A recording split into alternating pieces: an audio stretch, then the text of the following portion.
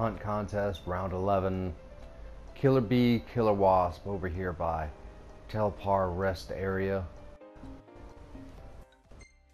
It's going to be more annoying than anything else. Those little boogers are just, they're aggravating. Beat around in there, this little area. So let's go ahead and get into it. And this is a Killer Wasp. Extremely annoying. That's pretty much about it. There's 3 different versions: Alpha, Beta, Gamma. Their level and HP and their drop are the primary differences. Other than that, it's always going to be the Polearm and the Daggers as weakness, along with Blizzard, Frost, Bazaga, and any of those things. They're going to be strong against lightning and light or holy, however you want to call it. And here we also have the Killer Bee, which again, pretty much annoying. That's their main thing. Alpha, Beta, they are pretty much the same once again. Their drops are the exact same. Their life is the only real changer here. Same level, same weaknesses.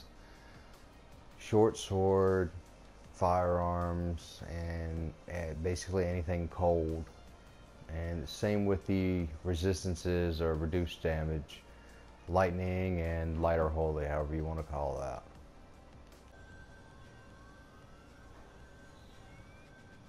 Just the basic level 28 Killer Wasp. And the level 10 lower life Killer Bee. I'm pretty much just going to go ahead and start this party off with a bang. Just to kind of get things moving. Kill as many as possible and then throw a swoop. Get about 7. Not bad. So, not too bad right now. Alright, so far what seems to be fairly effective, kind of doesn't really matter what weapon I'm using, is using Ignis's enhancement, which is great. It's hitting the weaknesses, so that's already giving me a bonus on their attacks no matter what. I mean, they're pretty weak as it is. You can use anything. I'm just using Ulk's Kukris. But every hit is pretty much dead on shot. The only thing I'm running into is I'm running out of MP. But aside from that, that's working fairly well. I'm thinking about doing a tech turbocharger, see if I can help speed things up a little bit.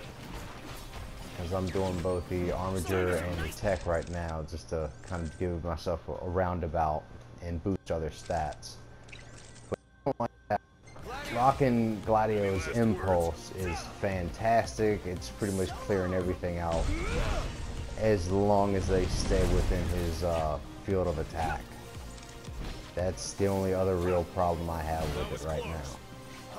So aside from that, Warp Striking is king, seconded only by just kind of spamming cold spells for anybody that's still lower level, and pretty much just Ignis's enhancement and try not to run out of bounds.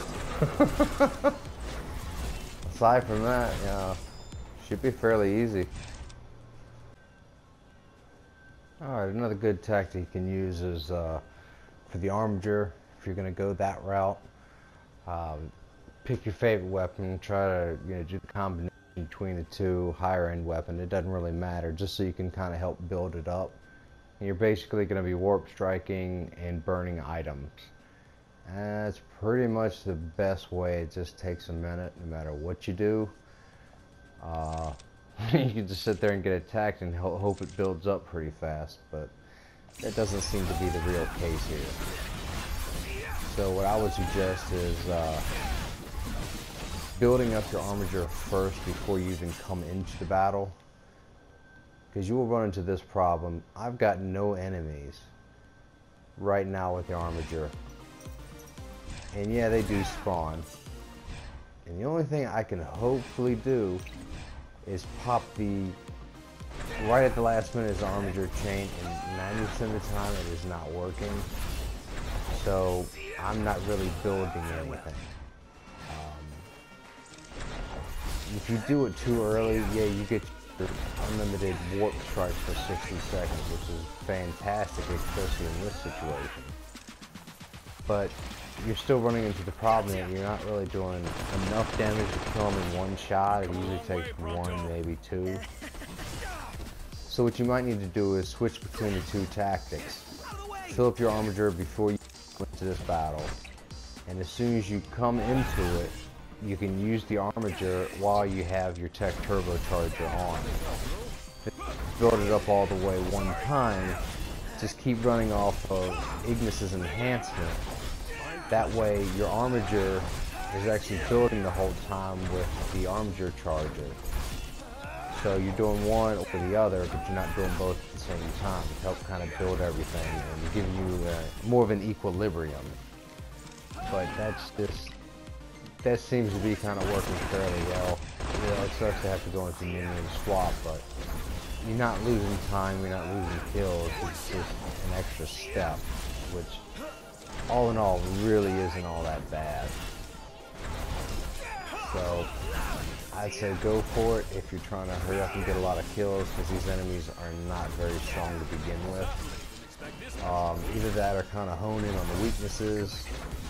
Either one, if you want to use the items that focus strictly on it, so you're using the ice branded or anything like that, you're already frying on one weakness. If you use Daggers or the Polearms to fry on a second weakness, that'd be even better.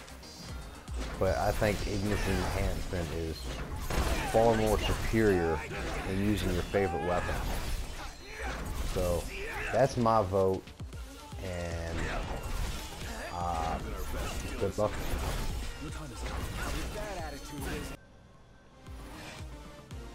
Alright, not bad for basically swapping around on everything.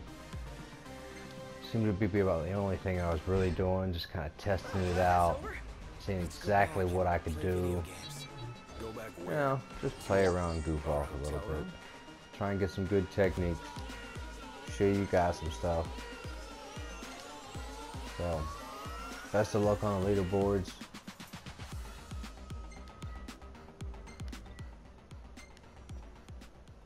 Not gonna happen.